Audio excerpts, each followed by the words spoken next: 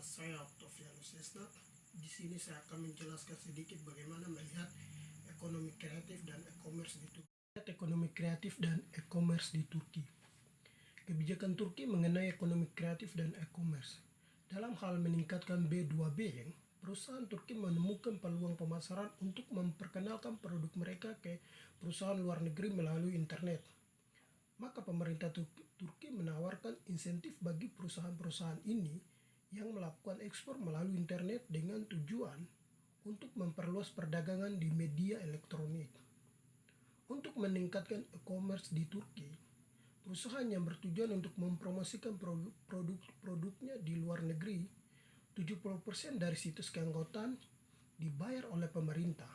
Selain itu, perusahaan yang ingin memperluas ke pasar baru dalam hal proyek mereka didukung oleh negara untuk melakukan laporan riset pasar, bimbingan keuangan dan hukum, serta 60% hingga mencapai $20.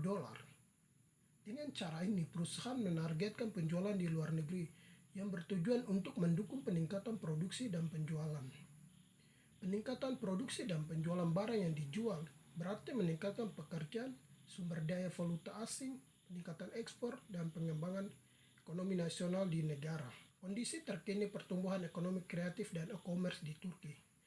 Asosiasi Industri Informatika Turki, TÜBİTAK, melaporkan bahwa volume perdagangan elektronik e-commerce di Turki telah tumbuh 39% pada tahun 2019. Dalam laporan tersebut, asosiasi menekankan tren kenaikan sektor ini cukup signifikan meskipun ada perang perdagangan global dan ketidakpastian dalam konjur politik global. Menurut laporan TÜBİTAK, pasar e-commerce tumbuh mencapai 83,1 miliar lira Turki atau 14,6 miliar US dollar pada tahun 2019 dan ditargetkan pada tahun 2023 pertumbuhan e-commerce dalam perdagangan elektronik dengan angka 350 miliar dolar. Di era COVID-19, ekonomi e-commerce berlanjut sebagai saluran utama untuk bisnis, belanja bahan makanan daring, dan telemedicine. Misalnya membantu mengurangi risiko infeksi baru. Sebuah studi oleh Mastercard Turki tentang efek COVID-19 terhadap transaksi menunjukkan bahwa belanja online meningkat 15% selama wabah COVID-19. Melihat PDB Turki, ekonomi Turki mencatat tingkat pertumbuhan 6,7% secara tahun pada kuartalan ketiga 2020 meskipun tengah menghadapi tantangan wabah virus corona. Produk domestik bruto (PDB) negeri ini pada harga saat ini mencapai 1,4 triliun lira Turki atau sebesar 197,4 miliar US dollar pada Juli sampai September. PDB per kapita Turki dilaporkan sebesar 9,212,730 US dollar pada 2019. Rekor ini turun dibandingkan sebelumnya yaitu 9,791,834 US dollar untuk 2018. Data PDB per kapita Turki diperbarui tahunan dengan rata-rata 9,474,0096 US dollar dari tahun 1998 sampai 2019 dengan 22 observasi.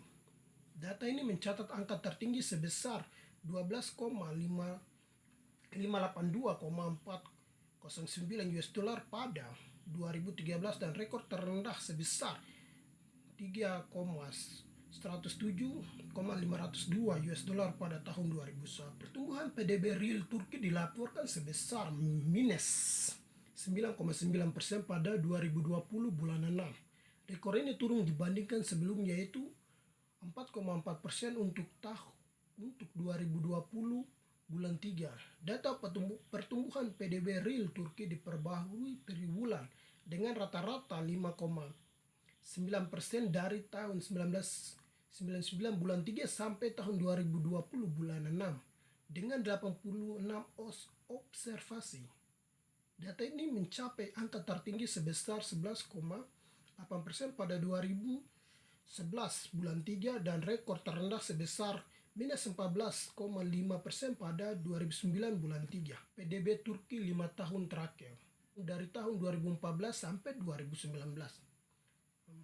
PDB Turki pada tahun 2014 adalah sebesar 934,2 miliar US dollar. PDB Turki pada tahun 2015 adalah 859,8 miliar US dollar.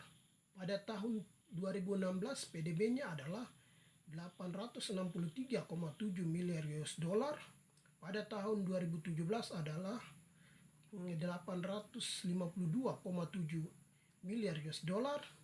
Dan PDB pada tahun 2018 adalah 771,4 miliar US dollar, dan juga pada tahun 2019 adalah 754,4 miliar US dollar. Rekomendasi: pemerintah Turki perlu memperlakukan keberpihakan yang sama untuk memberikan insentif dan dukungan yang diberikan kepada perusahaan-perusahaan besar di Turki.